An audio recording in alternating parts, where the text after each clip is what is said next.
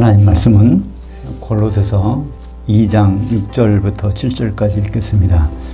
그러므로 너희가 그리스도 예수를 주로 받았으니 그 안에서 행하되 그 안에 뿌리가 박히며 세움을 받아 교훈을 받은 대로 그 믿음에 굳게 서서 감사함을 넘치게 하라. 심오함의 극치 골로새서 원전 강해. 오늘은 2장 두 번째 시간입니다.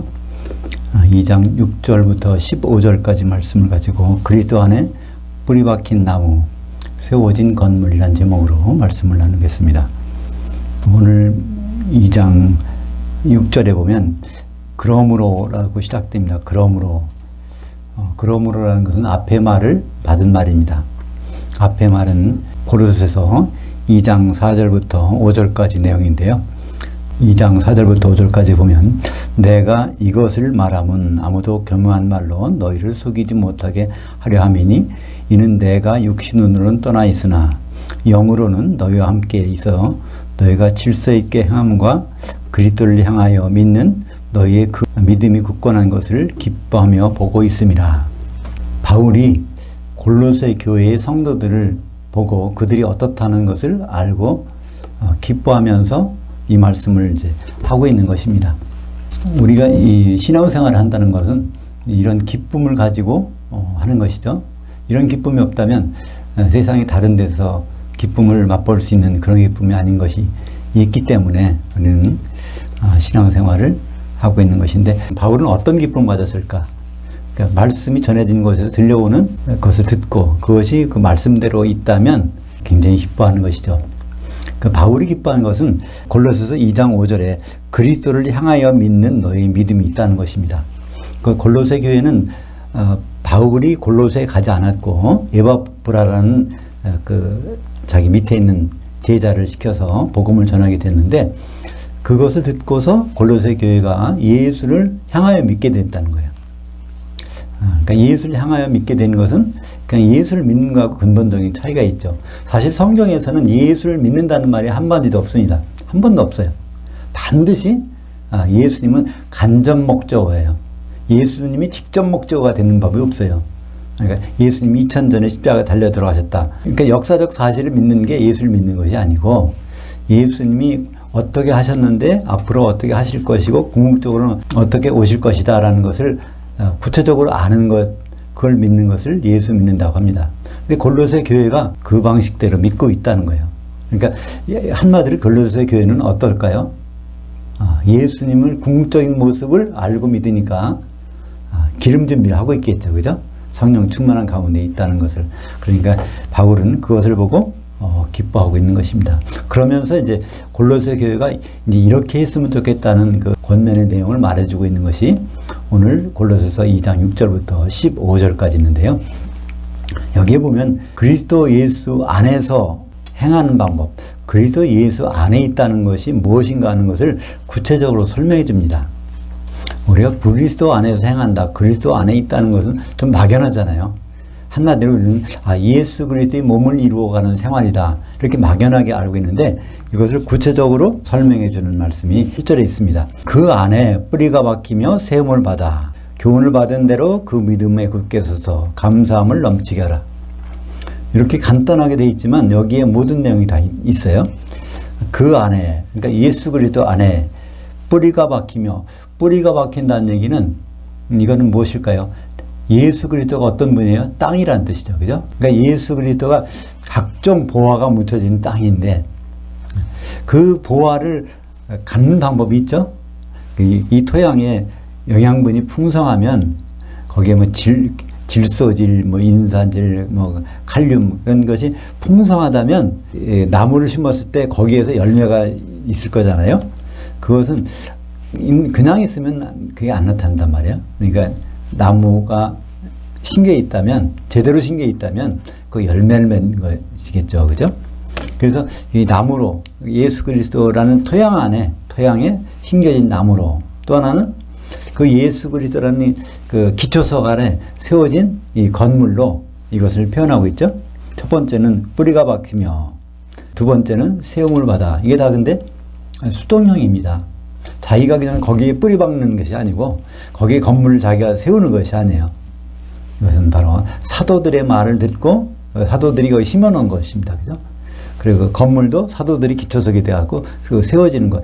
우리는 그냥 성도들은 그 뜻에 따라서 그냥 그 말만 들으면 돼요. 뭐 억지로 우리가 다른 방법으로 하려고 하는 것이 아니라. 그런데 거기에 기초가 되는 것은 그 믿음에 굳게 서서 그 믿음이 바로 예수 그리스도의 믿음. 예수 그리스도께서는 어떤 믿음을 가지셨죠? 창세기 3장 22절에 보면 하나님의 말씀, 여호와 하나님의 말씀, 우리 중 하나가 선악을 아는 일을 있다는 그 말씀에 대해서 설득돼서 하나님의 자리를 버리고 인간으로 되셔서 죽으시고 부활하셔서 이제 승천하셨습니다. 그 믿음, 그러니까 예수님이 피를 흘리신 믿음이에요. 그 피가 흘려진 것은 교회를 사시기 위해서, 그러니까 곧 결혼을 하기 위해서 그런 것을 알 수 있습니다. 그래서 이 모든 나무가 심겨지건 건물이 세워지건 이것은 다 어린 양의 신부를 향해서 나아가는 것을 볼 수 있습니다. 에베소서 3장 17절 하반절과 18절 19절에도 요의 말씀, 같은 말씀이 있습니다. 골로새서하고 에베소서는 같은 자리에서 기록한 거예요. 같은 시기에 로마 감옥에 1차 투옥됐을 때 에베소서와 골로새서가 같이 기록되어 있습니다. 에베소 3장 17절 하반절에 보면 너희가 사랑, 아가페 사랑 가운데서 뿌리가 박히고 토가 굳어져서 능히 모든 성도와 함께 지식에 넘치는 그리스도의 사랑을 알고 체험하고 그 넓이와 길이와 높이와 깊이가 어떠함을 깨달아 알아. 하나님이 모든 충만하신 것으로 너희들에게 충만하기를 구하노라. 아가페 사랑 가운데서 뿌리가 박히고 터가 굳어져서 이게 뭐 하려고 하냐면 나무를 볼 때 나무의 가지나 뭐 지체 하나가 거기에 대한 것을 모두가 이룰 수 없죠. 서로 합력해서, 그러니까 잎사귀와 줄기와 뿌리가 있어야 되는 것처럼 성도들도 마찬가지로 성도 혼자 할 수 있는 일은 아무것도 없습니다. 성도란 단어 자체가 항상 복수라고 그랬죠. 단수의 성도는 없어요. 성경에서. 물론 번역할 때 단수가 나오지만 그건 번역이 제대로 안 돼서 그런 거고 성도는 항상 들입니다. 성도들. 그래서 나무도 마찬가지로 지체가 있어야 열매가 맺는 것이고 건물도 벽돌 하나 뭐 하나 갖고 이게 건물이 안 되죠. 다른 성도가 옆에 있어야 된다는 것입니다. 그러니까 다른 성도들과 같이 할 수 있는 일이 하나님을 경험하는 일이고 그의 사랑을 우리가 경험하는 일인데 에베소서에서는 그것을 너비와 길이와 높이와 깊이 이것도 성도들이 여럿이 있어야 혼자만 안 된다는 것을 말씀해 주고 있습니다. 그래서 요한복음 15장 8절에 너희가 열매를 많이 맺으면 내 아버지께서 영광을 받으실 것이요 너희는 내 제자들이 되리라.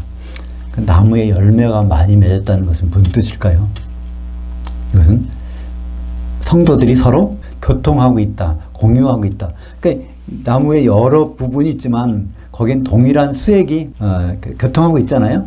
그러다 보면 이제 열매가 열리는 거죠. 그러니까 열매를 보면 뿌리와 줄기와 잎사귀가 다 한 가지로 같이 합심해서 움직였다는 증거가 나오잖아요. 그러니까 하나님은 뭘 보시냐면 열매를 보시겠다는 거예요. 열매가 보면 지체들이 이게 서로 한 몸이 되었구나 그걸 알고 있는 것이고 열매가 제대로 안 나타나면 이건 지체들이 하나가 되지 않았다. 한마디로 성령 충만하지 못하다는 걸 나타내죠. 그러니까 이 열매는 이제 감람나무 열매라고 생각할 수 있어요. 올리브나무 열매. 그러니까 올리브나무. 그래서 그 기름이 나오는데 그 기름, 성령의 기름이 나오려면 이 지체들이 서로 합력해서 그 가운데서만이 이게 성령 충만함이 이루어졌다는 것을 알 수 있죠. 또 한 가지 요한계시록 21장 14절에 보면 그 성의 성곽에는 12기초석이 있고 그 위에는 어린 양이 12사도의 12이름들이 있더라. 여기에 건물 세워지는 것을 말하고 있죠. 교회가 하나의 건물인데 이 건물이 완성될 때 준공식 할 때 보면 어떤 모습일까? 그것이 요한계시록 21장 14절에 그 성, 새 예루살렘 성의 성곽, 성곽에는 그걸 전체를 두르고 있는 거죠. 성곽이 단수입니다. 그 한 몸을 이루고 있다는 거예요. 근데 그 건물이 완성된 거에 밑에 보면 바로 12사도들의 12이름들. 그러니까 사도들의 받침 외에는 다른 게 없어요. 구약성경, 다른 성서, 다른 책 이런 것이 없단 말이에요. 순전히 12사도의 그 말씀 위에서 서 있는 것이 바로 어린 양의 신부 새 예루살렘인 것을 확인할 수 있습니다. 그래서 오늘 골로새서에서 말한 거, 우리는 참 행복해요. 우리는 그 전에 골로새 교회만 해도 그랬을 거예요. 이걸 들었을 때 막연하게 우리가 이 나무가 돼서 뿌리가 박히고 하면은 무엇이 될까? 우리가 이게 건물로 세워지면 과연 무엇이 될까? 이것을 막연하게 알고 있었는데 우리는 지금 이걸 확실히 알 수 있잖아요. 우리의 궁극적인 목표가 뭔지 바로 어린 양의 신부, 새 예루살렘 그로 가고 있다는 거예요. 누구를 위해서? 어린 양을, 신랑이신 어린 양 때문에. 그러니까 결혼을 위해서 가고 있다는 사실을 우리는 확실히 알 수 있습니다. 골로새 교회는 그것을 막연히 알면서도 이렇게 믿음에 굳게 서서 일을 하고 있는데 그들의 그 위험성이 있다는 거예요. 그 위험성은 우리에게도 이제 적용되는 거죠. 우리가 신앙생활 하는데 굉장히 위험한 게 있어요. 그것이 이제 골로새서 2장 8절에 나오는데 누가 철학 곧 헛된 속임수로 너희를 사로잡을까 주의하라. 이것은 사람이 전통과 세상의 학문을 따르며 그리스도를 따름이 아니라. 우리 신앙생활하는 가운데 그리스도 안에서 행하는 가운데 여기 철학이 들어가면 안 된다는 것입니다. 철학이라는 건 어떤 학문이죠? 철학은 세상에서 최고의 학문으로 여겨요. 그죠? 그래서 보통 박사할 때도 그냥 박사를 영어로 닥터라고 그러잖아요. 근데 그 닥터 중에서 최고의 학위가 있어. 그걸 닥터 오브 필로소피라는 게 있어요. 닥터 오브 필로소피라는 건 닥터 오브 필로소피라는 건 이걸 줄여서 PhD라고 합니다. PhD. 이게 이제 학문으로서 가질 수 있는 최고 높이의 권위예요. 근데 여기에 이게 붙어야, 이게 뭐냐면 필로소피라는 것이 철학이거든요. 우리가 철학. 그러니까 철학 박사라고 하면 모든 학문의 최고야. 전 이제 석유공학을 했는데 석유공학에서 철학 박사 학위를 받았다 그러면 석유공학에서 더 이상 이거 할 게 없는 거예요. 최고의 학문. 근데 오늘 보세요. 이 철학이 헛된 속임수라는 거예요. 그러니까 하나님의 길에 있어서는 세상적으로 가장 훌륭한 그 학문도 그게 하나님의 뜻을 세우는 데는 도움이 안 된다는 거예요. 여기 보니까 철학과 헛된 속임수라고 번역이 되어 있는데 이것도 헬라어 문법상 앞에 명사에는 정관사가 붙었어요. 철학. 그다음 뒤에 명사에는 헛된 속임수에는 정관사가 없어. 그러니까 이것은 철학, 곧 헛된 속임, 철학을 설명해 주는 말이 헛된 속임수라고 말하고 있습니다. 이 속임수라는 것은 거기에 미혹당한다는 거예요. 그것이 사실인 것처럼. 우리가 과학적인 학문도 그렇지만 과학적인 학문이 자꾸만 바뀌어요. 그죠? 오늘은 여기까지 이거 알았는데 그 내일은 달라. 모레는 달라. 그 다르다는 얘기는 결국 바뀐다는 얘기잖아요. 그것처럼 세상 것은 자꾸만 바뀌는데 우리가 성도들이 이 철학에 빠져서 있으면 안 된다는 것입니다. 이것은 왜 이런 말이 나왔냐면 그 골로새 교회 당시에 그 초대교회에서 거기는 그 영지주의라는 것이 굉장히 흥행했단 말이에요. 그 영적인 사람, 영에 대한 것, 자기들 나름대로 영을 몇 가지를 분류해가고 최고도의 높은 영의 단계에 있는 것 생각하면서 이제 그걸 가지고 철학적으로 이제 높은 단계까지 추구하고 있었는데 그거로는 하나님의 길을 갈 수가 없다는 거죠. 이것은 여기다 철학은 사람이 전통과 세상의 초등학문을 따르며 어딘가 사람이 연구하고 결과에서 나온 그걸 축적해서 이거 쌓아가는 거예요. 철학인데 철학 자체로서는 학문적으로 높은 가치가 있지만 하나님을 아는 방법으로는 이게 안 된다는 거예요. 하나님은 어떻게 알 수 있을까요? 하나님은 유일하게 하나님이 일러주셔야 알 수 있어요. 그죠? 우리 다 태어난 사람은 다 부모가 있잖아요. 근데 부모가 나를 낳는지 안 낳는지 어떻게 알아요? 그죠? 그냥 부모 말을 들어야 아는 거야. 내가 연구해서 알 수 있는 방법은 없잖아요. 그 마찬가지로 하나님을 아는 방법. 그건 하나님이 일방적으로 일러주셔야, 그러니까 계시해 주셔야 알 수 있는데 계시를 받지 않고 우리가 연구해서 알아서 한다는, 철학적으로 노력해서 안다는 것은 그건 헛된 것이라는 것을 말해주고 있습니다. 그래서 고린도전서 1장 21절에 보면 하나님이 지혜에 있어서는 세상이 자기 지혜로 하나님을 알지 못하므로 하나님께서 전도에 미련한 것으로 믿는 자들을 구원하시기를 기뻐하셨도다. 여기 전도라고 번역되어 있는데 일반적인 전도하고는 달라요. 전혀 다른 단어예요. 페리그마라는 것은 일방적으로 선포하는 거예요. 하나님이 일방적으로 선포하는 거. 복음의 말씀을. 그거로서만이 하나님을 유일하게 알 수 있는 거예요. 하나님이 선포하지 않은 말로는 하나님을 절대로 알 수 없다는 것. 그래서 하나님은 하나님을 알리기 위해서 선포해 주셨습니다. 그 선포해 주신 것을 누굴 통해서? 예수님을 통해서 해주셨지만 예수님의 말씀은 사도를 통해서 선포해 주셨기 때문에 사도들의 말을 듣지 아니하면 하나님의 뜻을 알 수도 없고 예수님이 마지막에 예수님이 원하는 길로 갈 수가 없다는 것을 말씀하고 있습니다. 고린도전서 3장 19절에 이 세상 지혜는 하나님께 어리석은 것이니 기록된 바 하나님은 지혜 있는 자들로 하여금 자기 꾀에 빠지지 않게 하시느니라 하셨고, 그러니까 세상에서 아무리 높은 학문도 하나님께는 어리석은 것입니다. 예를 들어서 불교라는 종교가 있어요. 그러니까 학문적 가치라고 할까요? 종교적 가치로서는 아주 굉장히 높은 단계에 있어요. 그러나 그 하나님 보시기에 하나님 길과는 전혀 관계없는 다른 길이란 말이에요. 그래서 하나님께 이르는 길은 유일하게 하나님의 전도, 하나님의 선포하신 그것을 따르는 방법만이 유일하게 있는 것이죠. 하나님은 유일한 한 가지 방법을 주셨어요. 하나님께 이르는 방법. 그것이 요한복음 14장 16절에 있죠. 내가 곧 길이요 진리요 생명이니 나로 말미암지 않고는 아버지께 이르는 길이 없다는 거예요. 그러니까 우리는 예수님 말고서는 이르는 길이 없는데 예수님이 너무 크셔. 우리가 어떻게 한꺼번에 예수님을 받아들일 수가 없어. 예수님 친절하시게 어떻게 했죠? 예수님을 12조각 내서 사도들을 통해서 우리에게 접근해 주셨어요. 그러니까 그 사도가 아포스톨로스, 분신, 몸을 쪼갰다는 말이죠. 그래서 우리는 사도를 통해서 이것을 알고, 복음을 알게 되는 것입니다. 9절 보겠습니다. 왜냐하면 그 안에는 신성의 모든 충만이 육체로 거하시고, 누구에게요? 예수님께는 하나님, 그러니까 하나님의 속성이 예수님께 그대로 있다는 거예요. 근데 이 말씀은 좀 조심해서 받아들여야 되셔야 돼요. 예수님이 마리아 뱃속에서 태어날 때 그때 신성이 충만한 게 아니죠. 그죠?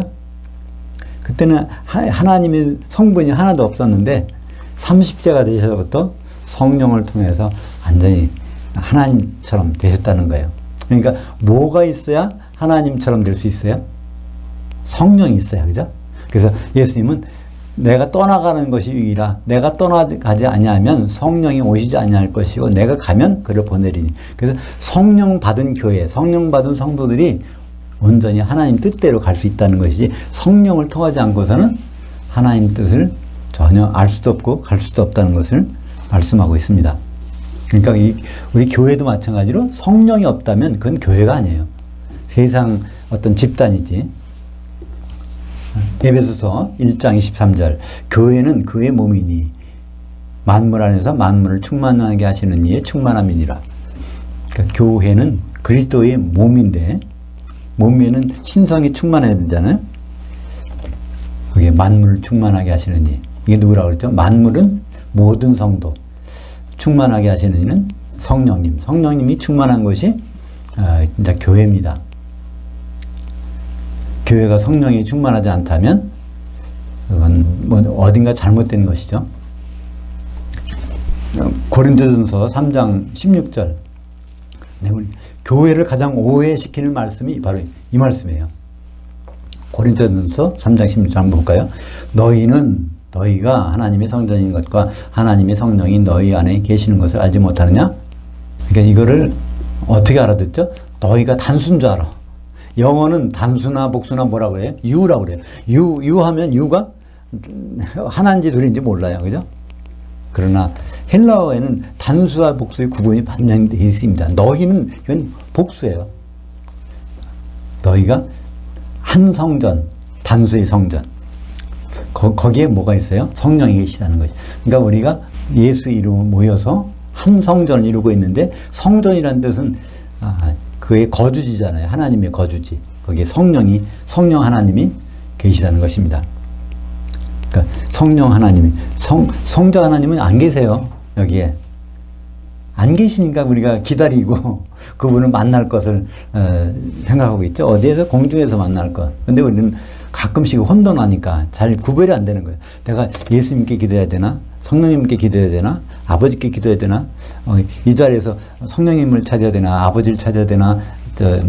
예수님을 찾아야 되나? 혼동할 수 있는데, 물론 그분 다 같은 하나님이지만 지금 현재 모든 과정을 이루어 가실 때까지는 다 따로 인간이 보기에 다른 자리에서 역사하신단 말이야. 요한계시록 22장에 갈 때까지는. 그죠? 그래서 각자는 성전이 절대로 아닙니다.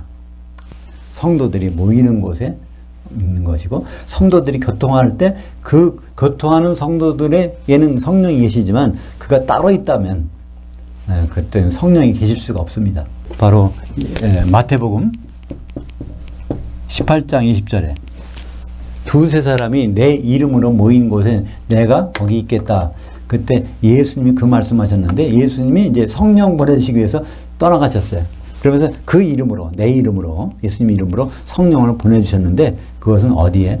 두세 사람이 예수 이름 모인 곳에 있다고 하셨으니까 개인적으로 아무리 열심히 봐야 성전이 될 수가 없습니다. 그러니까 고린도전서 3장 16절은 너희는 하나님의 성전 이렇게 돼 있지, 너는 하나님의 성전 이것이 절대로 아닙니다.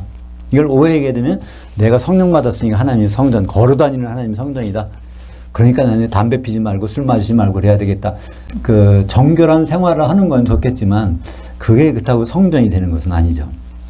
성전이 되려면 반드시 어떤 성도가 필요해요. 내게 어떤 성도가 있나, 내 성전을 이루기 위해서 어떤 성도들이 있는가, 이거에 관심을 가져야 되는 것이죠. 10절입니다. 너희도 그 안에서 충만해졌으니 그는 모든 정사와 권세의 머리시라. 너희도, 너희 성도들도 그 안에서 예수님 안에서 충만해졌으니, 이게 뭐가 충만했다는 말씀일까요? 바로 성령의 충만. 그들이 바로 성도들이 연합하는 가운데 성령의 충만함을 이루고 있다는 걸 볼 수 있죠. 에베소서 1장 21절, 22절 모든 정사와 권세와 능력과 주권과 이 세상뿐 아니라 오는 세상에 일컫는 모든 이름 위에 뛰어나게 하시고 또 그 만물을 그의 발 아래 복종하게 하시고 그를 만물 위에 교회의 머리로 주셨느니라. 이 예수님은 교회의 머리세요. 그러니까 교회는 성령 충만한 것이. 그러니까 이것은 뭘 말씀할까? 이 세상에는 누가 다스리고 있어요? 정사, 권세 이런 천사들이 장악하고 있어. 근데 그 천사의 우두머리가 예수님이시고, 근데 그 예수님의 몸을 우리가 이룰 수 있다는 것이 엄청난 일 아닙니까? 그 사실 정치하는 것도 결국 그냥 우연히 되는 것이 아니에요. 미국 대통령 선거가 있었죠? 그거 뭐 트럼프가 되느냐, 뭐 바이든이 되느냐, 이것은 다 하나님의 뜻대로 되게 돼 있어요. 그죠? 트럼프가 돼도 하나님의 일이 지장을 받지 않아. 바이든이 돼도 하나님의 일은 지장을 받지 않아요. 그 어떻게 가든지 간에 하나님의 역사하는 가운데를 가게 돼 있단 말이죠. 11절입니다. 또 그리스도 안에서 너희가 손으로 하지 아니한 할례를 받았으니 곧 육의 몸을 벗는 것이요 그리스도의 할례니라. 이 골로새 교회에서 그때 당시에 가장 이제 심한 사상이 두 가지가 있단 말이에요. 영지주의하고 금욕주의가 있었어요. 그죠? 영주주의하고 율법주의가 있었어요. 율법. 그러니까 영주주의 내에서는 이제 금욕주의와 쾌락주의가 이제 갈라지는데, 이제 율법주의란 그런 사상. 그러니까 율법을 지켜야 율법을 지켜야 구원을 받는다는 그런 생각들이 있었단 말이에요. 근데 율법에서 가장 핵심적인 게 뭘까요? 이 사람이 하나님의 법도를 지키느냐, 하나님 백성이 아니냐, 하나님 백성이냐 아니냐를 가르는, 사람이 보면 보이진 않겠지만 그거 표시하는 게 있어. 그게 할례라는 겁니다. 남자의 그 성기의 두피분을 그 이제 잘라내는 거. 그것에 따라서 유대인이냐 유대인이 아니냐가 달라지는 거예요. 그죠? 그러니까 이 어떤 이방인이라도 유대인이 될 수 있어요. 바로 그런 의식 가운데 들어와서 하고 따르면은. 근데 이 할례가 언제 생겼죠? 처음에? 아브라함의 때. 그러니까 아브라함의 자손이라면 무조건 할례를 받아야 돼. 근데 이 할례가, 육신의 할례가 그게 그림자라는 겁니다. 실제 할례가 있다는 거예요. 바로 실제 할례는 뭐죠? 성령 세례 가운데 있는 거. 성령을 받았느냐, 성령 가운데 없느냐, 그러니까 기름이 있느냐 없느냐가 완전히 달라진다는 것입니다. 그것이 11절에 또 그 안에서 너희가 손으로 하지 아니한 할례를 받았으니 곧 육의 몸을 벗는 것이요 그리스도의 할례니라. 그러니까 육체에 관한 것이 아니라 그리스도의 할례를 받아야 된다는 거예요. 그래야 하나님의 인정을 받는 거예요. 그게 바로 유대인이 육적인 유대인이냐 영적인 유대인이냐 그 가르는 길입니다. 표면적 유대인이냐 이면적 유대인이냐 그걸 가르는 길이 로마서 2장 28절과 29절에 있습니다. 무릇 표면적 유대인은 유대인이 아니요 표면적 육신의 할례가 아니라 오직 이면적 유대인이 유대인이며 할례는 마음에 할지니 영에 있고 율법에 있지 않은 것이라. 그 칭찬이 사람들에게서가 아니요 다만 하나님에게서니라. 그러니까 유대인과 우리 그 기독교인의 근본적인 차이가 여기에 있습니다. 그러니까 육신의 할례 그거를 주장하는 사람과 영의 할례 주장하는 사람, 그것이 바로 성령 세례를 말하는 것이죠. 이건 거듭나는 거, 영의 구원하고는 다른 것입니다. 개인적으로 구원받는 거고 다른 것이에요. 바로 그리스도의 몸을 이루는 것을 얘기하고 있습니다. 그리스도의 몸이냐 아니냐 그걸 다루는 것이죠. 고린도후서 5장 17절 그런즉 누구든지 그리스도 안에 있으면 새로운 피조물이라 이전 것은 지나갔으니 보라 새 것이 되었도다. 이것은 뭘 말하는 것이죠? 거듭난 사람을 말하는 것이 아닙니다. 거듭나는 것은 기본이고 거기에 성령을 받은 사람들, 완전히 새로운 창조물이라니까 이 세상에 없던 존재라는 거예요. 그래서 피조물은 피창조물이라는 단어, 크티시스라는 단어를 썼습니다. 그러니까 그리스도 안에 있다는 것, 그리스도의 몸을 이루고 있다는 것, 그 몸을 이루고 있으려면 지체들이 연결이 돼야 되죠. 연결시키는 것은 성령으로 하나가 되는 것이니까 그 그리스도 안에 있는 것은 바로 성령 세례를 받는 것이고, 그때 각각 사람들은 새로운 사람이 아니에요. 새로운 지체지, 그죠? 지체들이 모이면 한 새 사람이 되는 거죠. 12절입니다. 너희가 세례로, 이게 성령 세례죠. 그리스도와 함께 장사되고 또 죽은 자들 가운데서 그를 일으키신 그 하나님의 역사를 믿음으로 말미암아 그 안에서 함께 일으키심을 받았느니라. 예수님이 죽고 부활하실 때 우리도 같이 거기서 부활함을 받았다는 거예요. 이 부활은 그러니까 우리가 예수님 오실 때 부활하는 건 다른 거예요. 이것은 완전히 새로운 창조물로 세워졌다는 것입니다. 그 예수님이 죽고 부활하실 때 어떤 일이 있었죠? 예수님이 일으키실 때 예수님은 자기가 그러니까 부활했을까요? 그렇지 않습니다. 성령이 능력으로 그분을 부활하신 거예요. 그죠? 그분 인간으로 죽고 살아나니까 성령, 그러니까 하나님이 성령으로 예수님을 부활하게 하신 것인데, 우리도 마찬가지로 그 동일한 성령을 받고 있다면 우리도 예수님과 동일한 몸이 되는 것입니다. 바로 그냥 세례라고 했지만 에베소서 4장 3절에 보면 평안의 맹을 줄로 성령이 하나 되게 하신 것을 힘써 지키라. 몸이 하나요. 몸이 하나라는 말을 쓰면 이제 교회가 하나라는 거죠. 성령도 한 분이시니 이와 같이 너희가 부르심의 한 소망 안에서 부르심을 받았느니라. 주도 한 분이시요 믿음도 하나요. 세례도 하나요. 근데 이 세례가 분명히 하나라고 되어 있는데 우리 교회에서는 일반적으로 두 개를 하죠. 물세를 받아야 되는 걸 알고 있어요. 물세를 받아야 성령 세례를 받는다, 이런 식으로 알려져 있단 말이에요. 심지어는 물세를 받은 사람만 그 교적에 입적시켜서 그 특별권도 주고 하는 것이 우리 교회 현실 아닙니까? 근데 성경에서는 그렇잖아요. 세례는 하나밖에 없다는 거예요. 그러면 성령 세례가 있는 한에는 물 세례는 없어졌다는 얘기죠. 성령 세례만 있습니다. 근데 불 세례는 언제 받죠? 네. 지옥이 바로 물 세례입니다. 세례라는 건 잠기는 거예요. 물에 잠기는 건 물 세례, 성령이 잠기는 건 성령 세례, 지옥불에 잠기는 건 불 세례.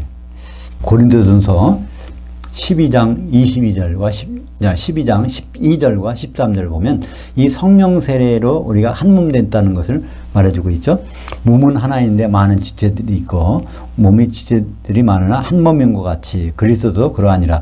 우리가 유대인이나 헬라인이나 종이나 자유인이나 다 한 성령으로 세례를 받아 한 몸이 되었고 또 한 성령을 마시게 하셨느니라. 이게 어떻게 마실까요? 잠기는 거니까 성령에 잠기면 그냥 숨지는 꼴깍꼴깍 하는 순간에 그 마시게 돼 있는 거잖아요. 그 마시고 있다는 얘기는 거기 잠겨 있다는 얘기죠. 사도행전 1장 5절에 요한은 물로 세례를 베풀었으나 너희는 몇 날이 못되어 성령으로 세례를 받으리라. 여기 보니까 몇 날이 못되어 이 말씀하신 게 제자들하고 40일 있다가 승천하시면서 말씀하는 거예요. 그러니까 몇 날이 못되어 그건 며칠일까요? 오순절날 성령이 내주셨으니까 바로 열흘은 하나님 관점에서 몇 날이 못 되는 날입니다. 곧 선만화 교회에 열흘 동안 시험이 있지만 그것은 잠깐이라는 거예요. 오순절날 성령 그것이 기름이라는 것을 단정적으로 말해주는 것이 레위기 23장 17절입니다. 기름이 무엇일까? 성령이 과연 기름일까? 이것이 성령은 기름이다. 성경에서 기름은 성령이다. 이거를 단정적으로 말해주는 것이 레위기 23장 17절이죠. 볼까요? 너희 저소에서 10분의 1 에바로 10분의 2 에바로 만든 떡 2개를 가져다가 흔들지니 이는 고운 가루에 누룩을 넣어 구운 것이요 이는 첫 요제로 여호와께 드리는 것이며 오순절날 제사법이에요. 이건 이제 다음 시간에 고로새서 2장 16절 17절에 이제 절기에 대한 부분이 나오는데 오순절날은 떡 2개를 가져다가 흔들어야 돼. 그 떡을 만들려면 가루가 있어야 되잖아요. 가루가. 근데 가루를 뭉치는 게 반드시 정해져 있어. 그것이 레위기 2장에 보면 소재를 만드는 방법이 나옵니다. 근데 소재는 반드시 물에다가 하는 것이 아니라 기름에다가 이거를 뭉치게 돼 있어요. 그러니까 오순절날 제사 드리려면은 가루와 기름이 준비돼야 돼. 근데 오순절날 뭐가 준비됐어요? 사도들이 다 가루가 됐어. 성도들이 가루가 됐어요. 어떻게? 뭉치기 위해서. 그냥 알곡으로 남아있으면요, 이거는 어떻게 떡을 만들 수가 없어요. 그러니까 개인이 혼자 내가 구원받았다 혼자 있으면 어떻게 떡이 안 돼. 껍질이 벗겨지고, 네, 이게 으깨져서 가루가 돼야 이제 떡이 만들어질 수 있단 말이야. 하나님이 원하시는 떡이. 그래서 이제 사도들이 다 가루가 된 상태에서 거기에 기름이 내려왔습니다. 그죠? 오순절에 성령이 내려와서. 그래서 이제 떡 하나가 됐어요. 그날 저녁에 3,000명의 성도들이 다 알곡에서 가루를 벗겨져서 다 하나님 말씀 받아들여. 그 정도로 이제 가루가 됐어.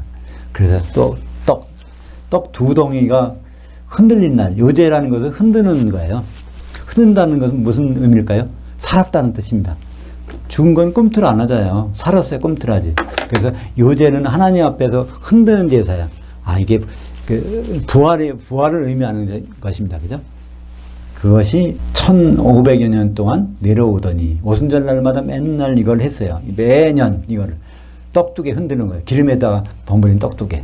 근데 오순절만큼은 성령의 기름에다가 사도들과 성도들이 떡이 돼서 흔들린 날이에요. 그러니까 성령의 기름. 그래서 성령은 기름입니다.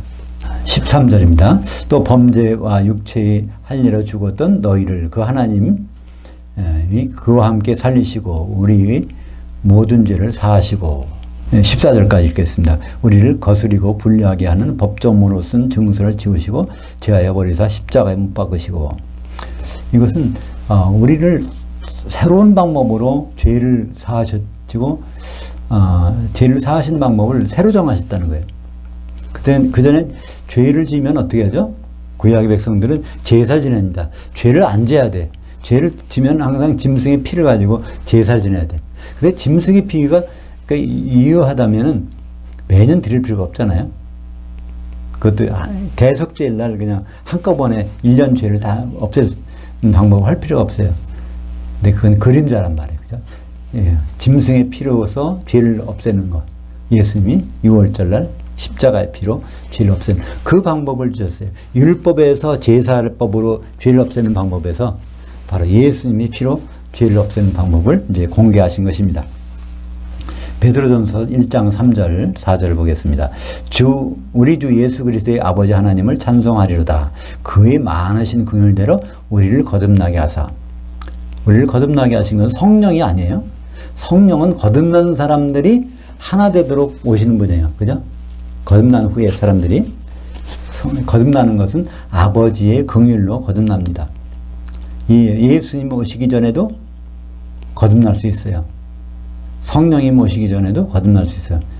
누가 그렇죠? 구약의 많은 사람들은 아브라함부터 그런 사람들은 다 예수님 오시지 않았어도 다 거듭난 사람들이에요. 그러나 성령은 그 다음입니다. 예수 그리스도를 죽은 자 가운데서 부활하게 하심으로 말미암아 산 소망이 있게 하시며 이것이 바로 예수 그리스도를 부활하게 하심으로써 이제 성령이 오셨죠. 그거로서 우리는 산 소망이 있단 말이에요. 예수님과 이제 혼인할 소망의 행위에서 기름만 준비하면 그런 소망이 생기게 된 것입니다. 썩지 않고 더럽지 않고 쇠하지 않은 유업, 이것이 바로 기업이죠.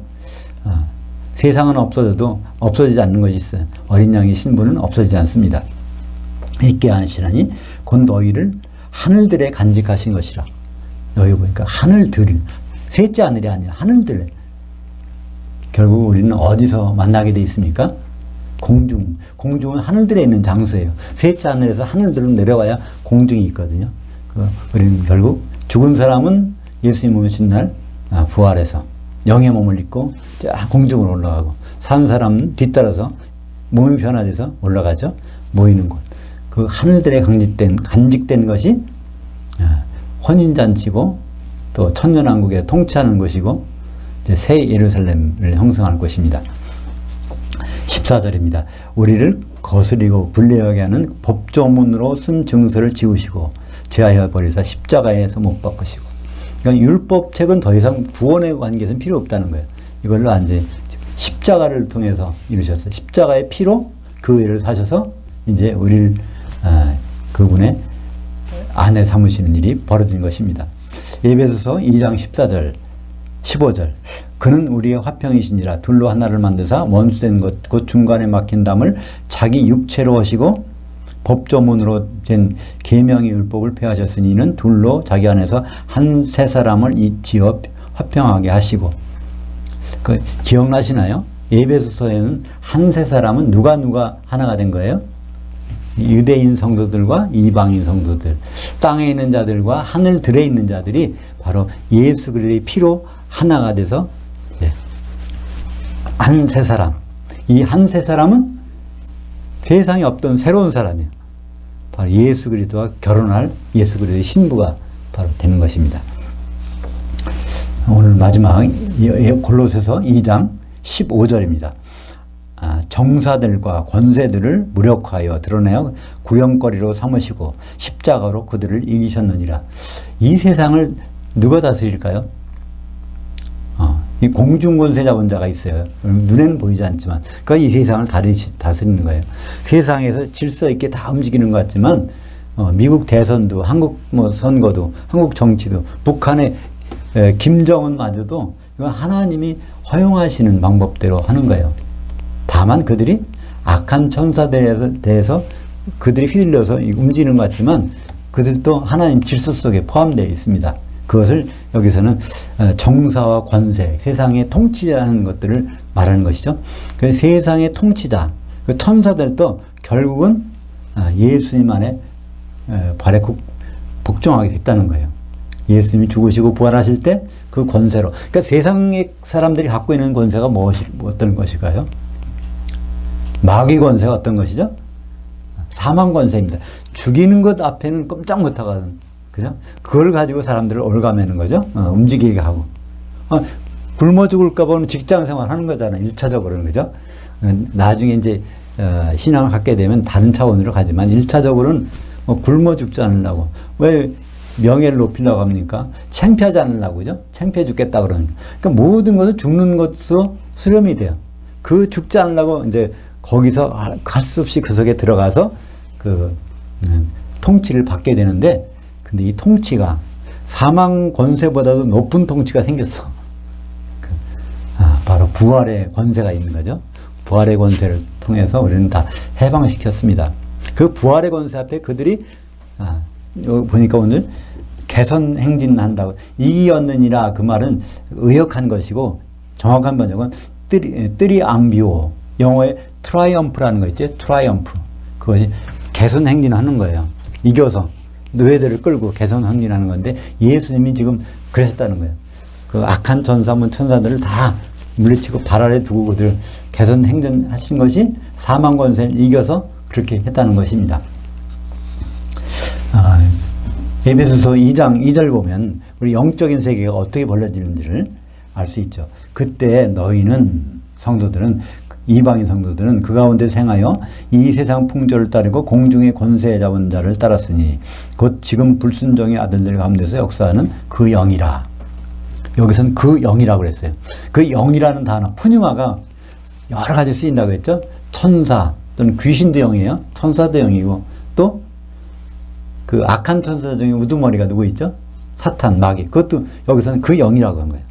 오늘 마태복음 12장 43절에 더러운 영이 할 때 그 영은 바로 귀신을 그냥 푸뉴마로 한 건데, 여기서는 골로새서 2장 15절은 에베소서 2장 2절은 그 영은 바로 사탄입니다. 사탄, 마귀. 단수니까. 그 공중권세 잡은 이 사탄, 그에 따르는 천사들과 더불어, 악한 천사들과 더불어 누구를, 지금도 예수 믿지만 때때로 그런 불순종하잖아요. 그죠? 우리가 다른 데로 이끌려가는 것은 다른 게 누구에 의해서? 그 영에 의해서 다른 데 이끌려갑니다. 그러다가 다시 들어와야 되지만, 우리는 이 세상에 육신을 갖고 있는 동안은 할 수 없이 자꾸만 유혹을 받을 수밖에 없어요. 그거 안 받는 사람이 있다면 그 거짓말을 할 거예요. 그죠? 예수님이 기도에도 가르쳐 주셨어요. 그죠? 우리를 시험에 들게 하지 마옵시고, 그게 유혹에 빠지지 말게 하옵시고라는 뜻이에요. 그죠? 그 기도를 하라는 얘기는 항상 빠질 가능성이 있어. 왜냐하면 마귀가 우는 사자같이 삼킬자를 찾고 있기 때문에, 베드로전서 5장 8절이는 것처럼 우리는 그런 순간순간 그런 일을 당하게 되어 있습니다. 그러나 결국은 거기서 우리가 벗어날 수 있는 것, 혼자는 곤란하지만 어디에 있어야 돼요? 하나님의 전신갑주. 그러니까 교회 안에만 들어오면 안전할 수 있어요. 서로 성도들이 교회를 이루고 있다면 마귀의 불화살이 다 막혀. 믿음의 방패. 갈라디아서 3장 19절. 그런즉 율법이 무엇이냐? 범법함으로 더해진 것이라. 천사들을 통하여 한 중보자의 손으로 베푸신 것인데 약속하신 자손이 오기까지 있을 것이라. 이때 당시 초대교회에서 어떤 생각들을 갖고 있었냐면요, 유대인들과 같은 생각을 가졌어요. 유대인들은 그때 천사를 숭배했어요. 지금도 카톨릭 교회에서는 천사를 숭배하잖아요. 우리 권사님 아니셨으니까. 그렇죠? 천사 숭배합니다. 그죠? 천사를 숭배하는 이유가 있어요.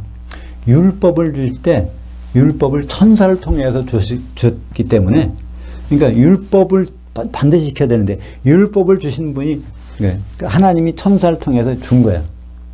우리가 성경을 보면은 출애굽기에서, 신명기에서 모세가 시내산에 가서 하나님께 직접 율법을 받은 것으로 되어 있지만, 정확하게 읽어보면 그것은 하나님은 안 보이시는 분이니까 천사를 통해서 줬단 말이에요. 그러니까 천사를 통해 줬으니까 천사도 굉장히 대단히 위험한 대단한 분이다. 그래서 천사를 숭배했어요. 유대교도 천사를 숭배하고, 그러니까 초대교회에서도 일본 천사를 숭배하고, 가톨릭도 천사를 숭배하고 있습니다. 근데 사도행전 7장 53절에 볼까요? 너희는 천사들이 전한 율법을 받고도 지키지 아니하였도다. 그러니까 이 십계명이라든가 모든 율법 받은 것이 모세가 천사들, 그러니까 여러 천사들한테 그걸 줬다는 걸 알고 있죠. 그래서 그 천사들 통해서 받은 율법을 지켜야, 그래서 구원을 얻어보려고 하는데, 그것이 새로운 법으로 이제 나왔다는 것입니다. 그 천사들, 좋은 천사건 나쁜 천사건 모두가 다 예수님 발 아래 꿇어 엎드리게 돼 있어요. 그러니까 우리는 예수 안에서 새로운 법을 따라가면 되는 것입니다. 오히려 골로새서 이제 다음에 볼 건데 2장 18절 한번 보죠. 아무도 꿈에 된 겸손과 그 천사들 숭배를 이유로 너희를 정죄하지 못하게 하라. 그러니까 천사들 숭배하는 것이 있었다는 것을 알 수 있죠. 초대교회 천사들 숭배. 그러니까 천사는 숭배의 대상이 아니에요. 오히려 천사 숭배하면 다른 잘못된 길로 가는 거죠. 그러니까 가톨릭에서 천사를 숭배한다는 것이 얼마나 잘못된 것인지를 우리는 알 수 있죠. 그렇게 하지 말라고 그러는데 그걸 하고 있으니까.